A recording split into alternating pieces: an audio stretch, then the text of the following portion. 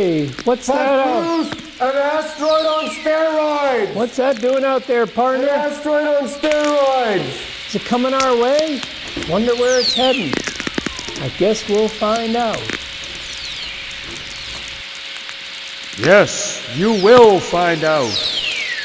This is Mr. Universe speaking, and I want to let you know that that asteroid on steroids is heading right towards the International Space Station Earth. And this is happening because the nature shield around the International Space Station Earth has weakened to the point where it is actually attracting this asteroid on steroids. Hey, Mr. Universe, that's really bad news. Is there anything that Space Cowboy and I can do to stop this asteroid on steroids from hitting the International Space Station Earth? Yes, there is. You can create a television show called The Endeavors of Space Cowboy and beam kids aboard your show, aboard a nature throne I am about to supply to you from the land of ancient Egypt. And the more kids you beam aboard your show with this nature throne, the stronger will become the nature shield around the International Space Station Earth. And very soon, not even an asteroid on steroids will be able to get through the nature shield. And now, I'd like to give you a glimpse of the future and show you what I would like the Endeavors of Space Cowboy TV show to look like in the studio.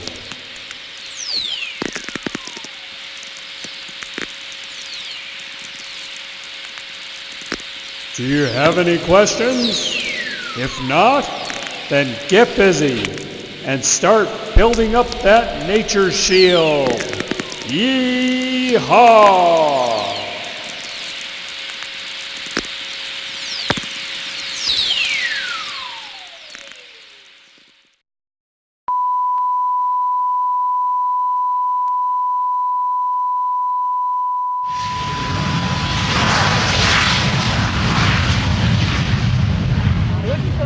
I come from Santa Barbara, California.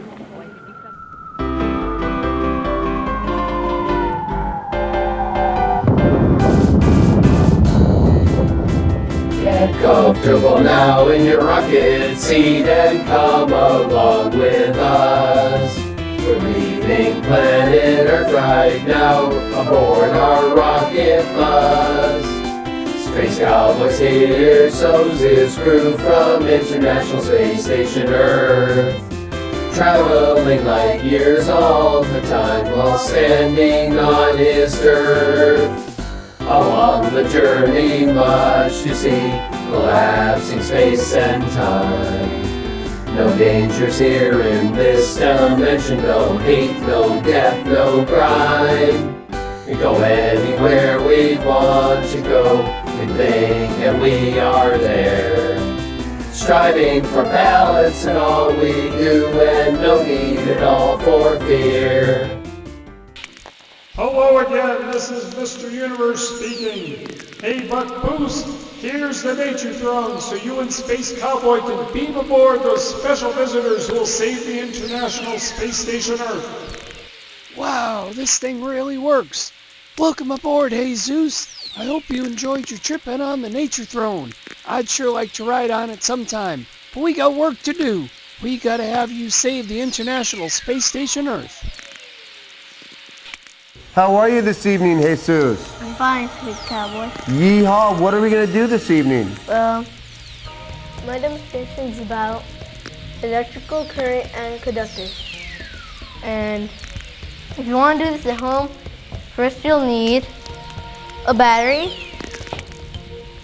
3 wires, which I'm just using alligator clips, and any item you think that could conduct electricity. So, as you see here, we have a battery, the 3 wires, but only one's connected to the light and the battery, and the second wire is connected to the battery and to the item, and from the light bulb to the item. And if the item conducts electricity, the light bulb will be able to turn on. And if it doesn't, the light bulb will just stay, won't turn on. But So let's do it. Space Cowboy Jesus. Yeehaw.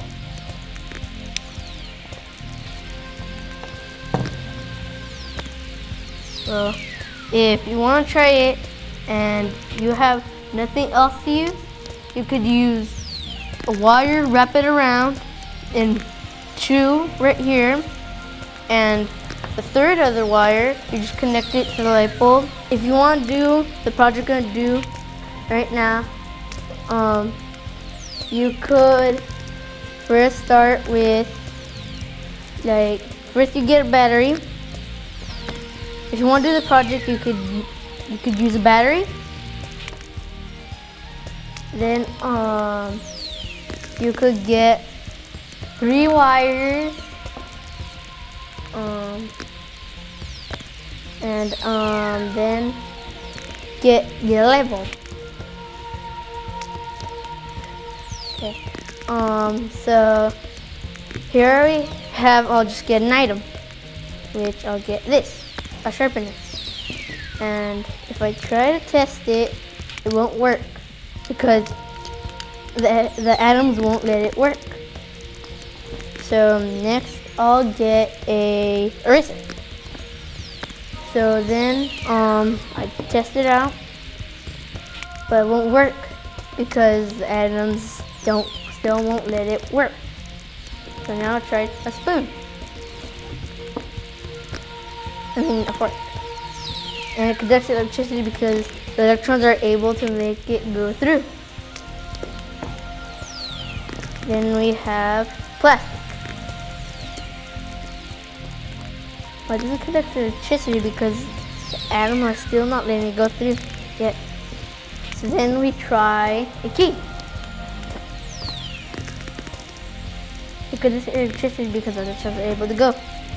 And the best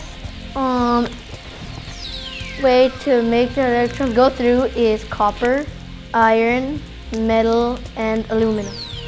That's the best material, so the electrons will go through easily.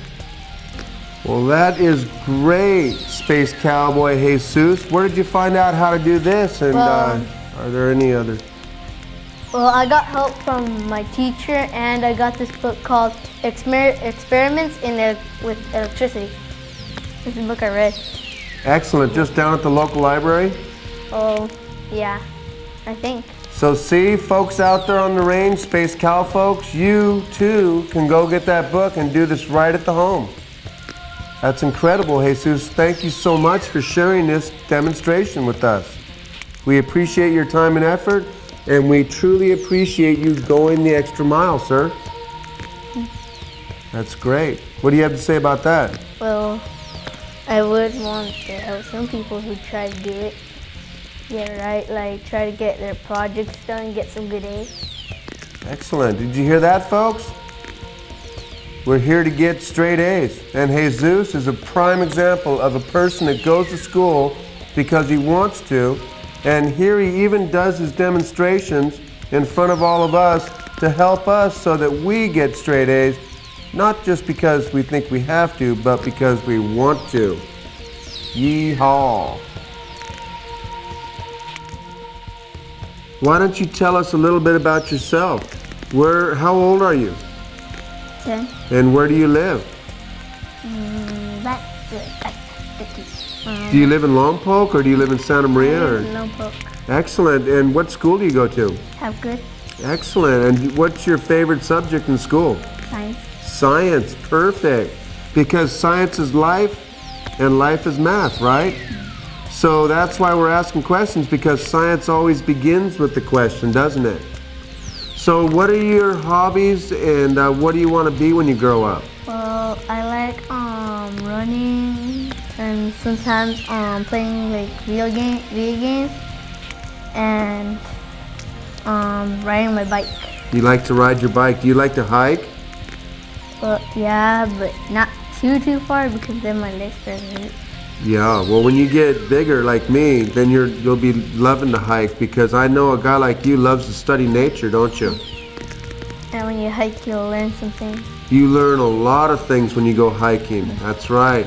As an example, Wilbur Wright, and you know we're getting ready to celebrate the 100 years of powered flight coming up, December 17th, 2003. Wilbur Wright loved to watch birds. His favorite bird of all was the turkey vulture. And that's because the turkey vulture would soar. It soars more than the other birds do. You know, they catch a thermal and they just ride that thermal. And so he would study the wings as that turkey vulture soared and took all these notes in his head. And not only that, but he sketched things. While he was on the dunes of Kitty Hawk, he would study seagulls and hawks and vultures and all different types of birds to see how the wings were designed and built, so that he could take that and build a flying machine. And see, that's why in science we love to hike and go out of doors. And one of Space Cowboy's hobbies is bird watching, because when we study birds, we learn so much. It's just incredible how many different things we learn. Take a bird book, for example. It's about 7 or 8 different books in one, because we're understanding where the birds go, what the birds act like, what they sound like, what they fly like, what they eat, where they live, right, how they sound. All these different things we understand in the bird book. And so what other hobbies do you have that cause you to go the extra mile? Well, sometimes I like riding on my scooter, and sometimes when I like to run sometimes, and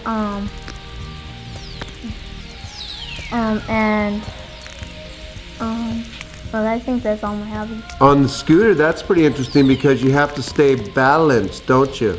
Yeah, before you fall. Otherwise you'll fall over. When I pull out my Space Cowboy balance rock, I look at people and I hold that up and I say, try walking without this one. Well, try walking without, or try riding without balance on your scooter. What's going to happen? Fall. Yeah? See, so when you're riding your scooter, you are working with physics. And what's interesting, we've talked about this before, physics comes from the Greek word meaning nature. And we learn so much from nature, and with physics, we understand how to harness the forces of nature, don't we? Wow, Jesus, great job. Mr. Universe is very proud of you. Not everyone can save the International Space Station Earth like you just have done, and I look forward to many others like you coming on the Endeavors of Space Cowboy show to do their part to save the International Space Station Earth. And now stand by for the NASA retro video. Yee-haw!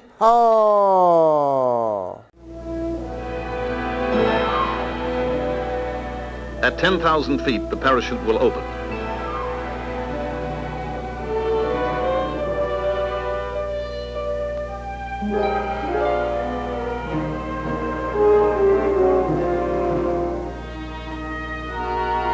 The astronaut riding his capsule will land in the Atlantic recovery area off the coast of Florida.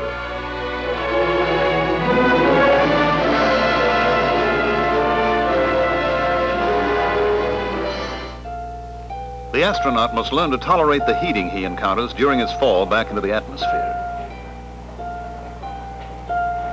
These quartz tube lamps produce great heat.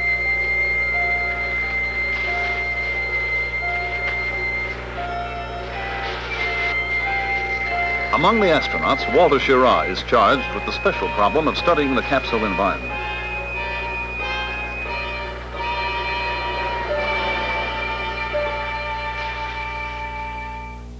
But there are some moments of rest for the astronauts. Here, they sit in a projection room and watch the films taken of their visit to the Atlantic Missile Range, Cape Canaveral. On trips like this, each man gathers information concerning his particular assigned area of individual study. He is then responsible to the rest of the group for this information.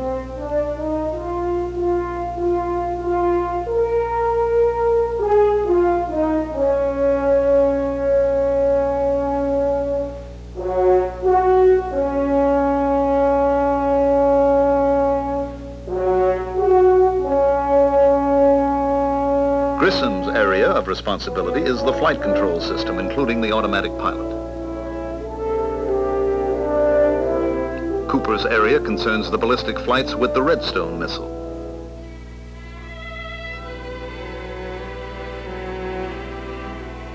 Shepard is concerned with tracking and recovery of the capsule.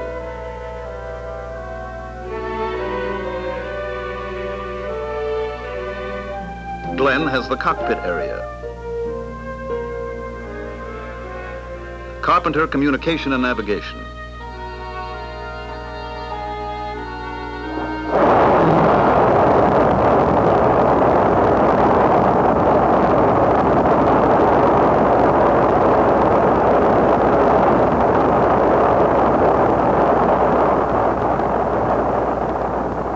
And Slayton has the responsibility for knowing Atlas and all of its systems.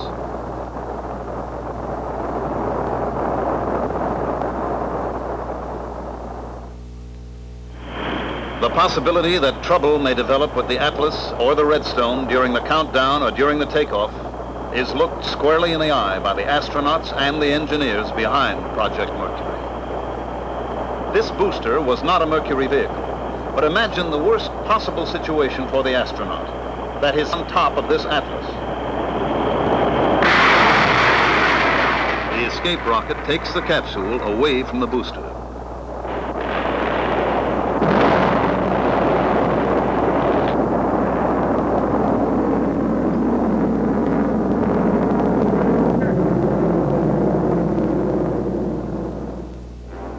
The tower separates.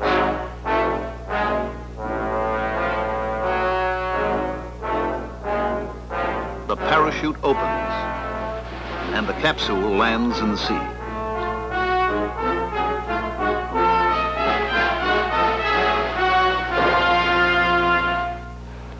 Success in a pioneer mission depends on optimal human performance. And performance... This is the voice of Dr. Theodore Benzinger at the Naval Medical Center, Bethesda, within Maryland. the human body. The astronauts each take their afternoon of sweating it out in this gradient heat calorimeter. In a temperature as hot as it is in here now for him and will later be for you, 114 degrees Fahrenheit, your internal body temperature is protected by a physiological mechanism of very high power and precision. In the submarine carbon dioxide chamber at Bethesda, the astronauts learn that space medicine and submarine medicine have common problems. Under emergency conditions, there is a danger of the presence of unusual amounts of carbon dioxide in the space capsule or submarine.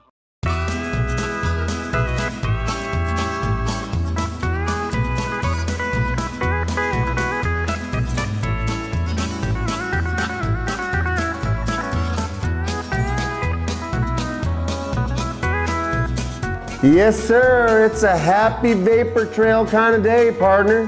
Hey, Space Cowboy. Buck Boost. Haven't seen you in a while. Just riding that range of change, Buck Boost. Did you notice something, partner? Last time we rode, our horses didn't have heads because we didn't need them. It Now must have been that storm we went through.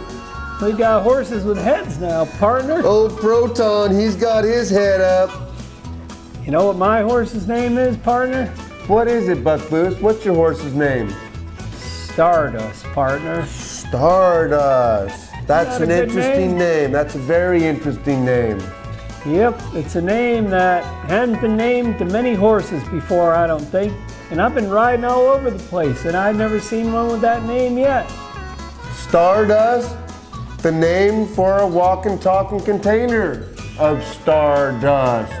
You know, Buck Boost. walking and galloping and reaching beyond the stars. As we're reaching beyond the stars. So what do you think happened there, Buck Boost, to our horses' bodies? They kind of seem to have got radiated or something. Well, if we get hungry, at least they're cooked. They're cooked probably through and through. What about their heads? Well, we don't want to eat their heads anyway. Oh, that's a bad visual, partner. Yeah, you can have the head. I'm going for the flanks or rump roast or something like that. Yeah, there's some planets where they do that. I don't know.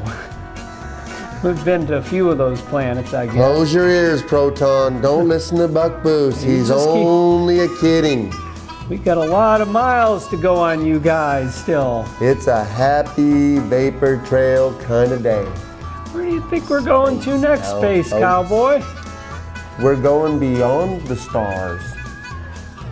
Huh. And what lies beyond the stars, Buck Boost? I once heard Space Cowboy say it was our fertile creative imaginations. That's a good guess. But I had a hard time imagining what that could be. But when we put our minds to anything, that fertile creative imagination will rise up to meet any challenge, Buck Boost. And you know, we get lots of challenges around the universe. You betcha. And we love challenges. You had any good challenges there lately, Space Cowboy? I feed on challenges. That last little storm that Proton and I went through, we were full of challenges.